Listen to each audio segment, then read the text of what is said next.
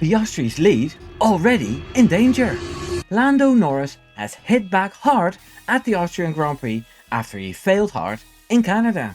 His teammate Oscar Piastri had a comfortable lead over a teammate who seemed lost at times this season. But things can change so quickly in the world of Formula 1. Oscar Piastri needs to hold off Lando Norris in his home race this weekend in England as we get ready for the Silverstone Grand Prix.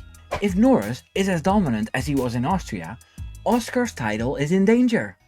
I'm Wimbo. Here's 3 seconds to leave a like. Lando Norris looked beaten after he crashed into Oscar Piastri after going for a gap that wasn't there at the Gilles Villeneuve circuit in Canada. Piastri's lead was 22 points, and seeing Norris' form of late, it looked like Piastri just had to maintain his lead. All he had to do was put in calm and decent Q3 laps and Lando would bottle the rest himself.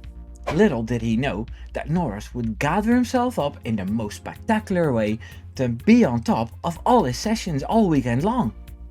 Except for FP1, because Irish junior driver Dunn drove in Lando's car. He did a hell of a job too.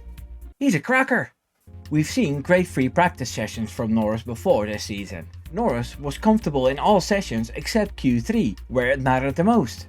And then he gets beaten by a few cars and has a lot of work to do to catch up with his title rival. But not this time.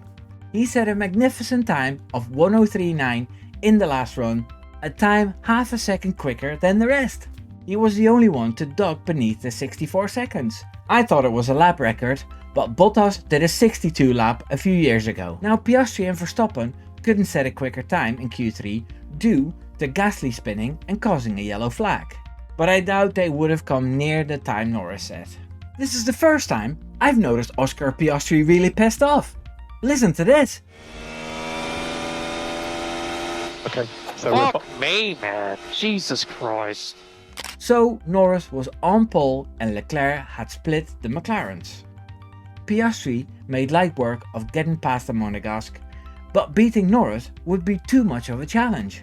In the first stint, Piastri kept very close, lining up an opportunity to get past, which he did at one point, but Norris, who we have been accusing of being bad at wheel-to-wheel racing, passed Piastri again and stayed ahead. This time it was Piastri who made a weird move and nearly collected his teammate when he locked up. His team told him not to do that again. He agreed. He flat spotted his tyre a bit, and I think his team made a crucial error when Norris was pitted to leave Piastri out. By the time Piastri pitted, he was over 4 seconds behind Norris. It was a lot closer before the pit stops. The second pit stop run, McLaren pitted Piastri right after Norris, which was strange as well, as his tyres were fresher. Maybe that had something to do with the gaps in traffic. Austria is a short track, so lapping cars is a big thing there. During those last 20 laps, Piastri was gaining on Norris closer and closer, and Lando was feeling the pressure. Suddenly, Norris wasn't so dominant anymore when he begged for help to find more pace. I need some pace. Please help. and the main pace difference right now is high speed, hopefully linked just to traffic. More backmarkers got in the way of the McLarens. Especially Colapinto, who was fighting with Tsunoda all race, hadn't noticed Piastri and pushed him off track. And again, Oscar lashed out over the radio. Because it's still very fun with all these years later, huh? Oof! The Argentine received a penalty for that. Norris won the Austrian Grand Prix, and now the gap between him and Piastri is 15 points. Neither can afford a bad weekend in Silverstone. Lando Norris has a Lando Norris stand there, in the same fashion as Max Verstappen has in like 8 venues. I wonder if that's a benefit for him or if it's extra pressure. We know Verstappen is very based with these things, doesn't allow himself to get worked up too much. Piastri is the same, cool as a cucumber, even if the audience might be a little hostile towards him, which I won't like. What do you think? Can Norris handle this at his home track? Leave a comment. Last year, Norris was on his way to win his home race when McLaren fumbled the strategy.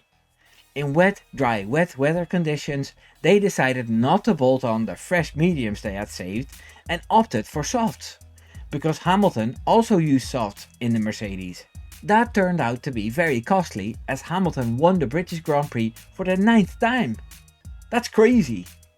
Lando will be looking to set that straight.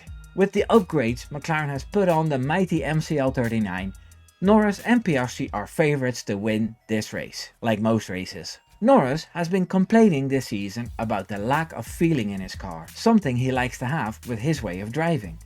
So Rob Marshall and his crew have made an upgrade to give him exactly that. More feel to make the car less numb. Seeing the pole time he set in Austria, this is working for him, and it could flip the championship again. I'm glad those two are making the championship worth watching.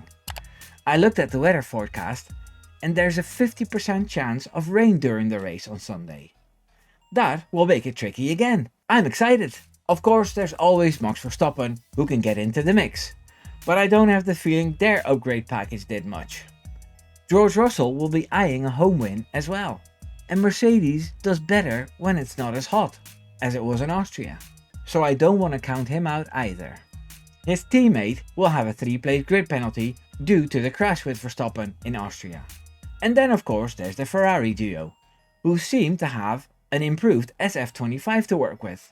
Like I mentioned earlier, Hamilton has 9 wins there, where Leclerc finished second once in 2021. Not the best race to remember as a Max fan. Now, if Norris wins this race, it will be a massive boost for his confidence. He needs to realize that opportunities like this only come by every once in a while. With performances like in Austria, if he can repeat them, he deserves the title just as much as Oscar Piastri. I hope I'm not alienating my Australian subscribers here, but I just support the best driver at McLaren, as long as the fight continues.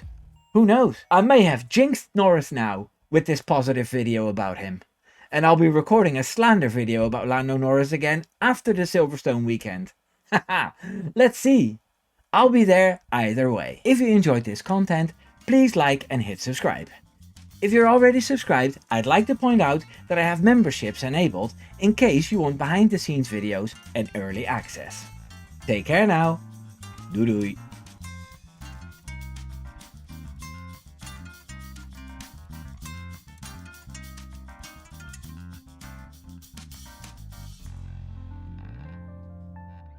Flat spotted his tire. He flat spotted his tire a bit. He flat spotted his tire a bit. So Fuck me, man. Jesus Christ.